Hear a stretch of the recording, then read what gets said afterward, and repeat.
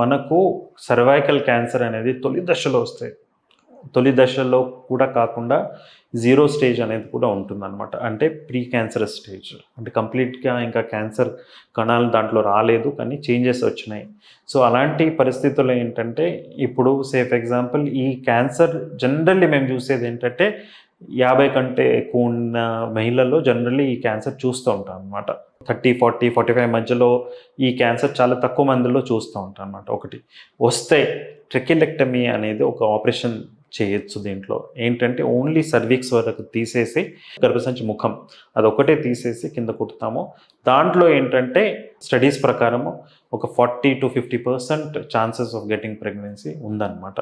అది కాకుండా ఏంటంటే మనము రేడియేషన్తో దీన్ని ట్రీట్ చేసామనుకోండి.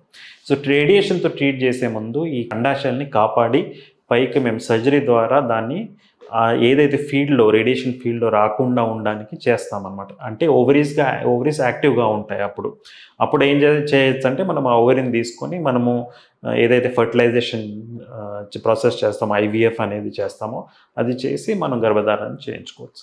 మీరు తీసుకునే అదే మందులు, అదే నాణ్యమైన మందులు మెడ్ ప్లస్ బ్రాండ్స్ పై సగం ధరకే.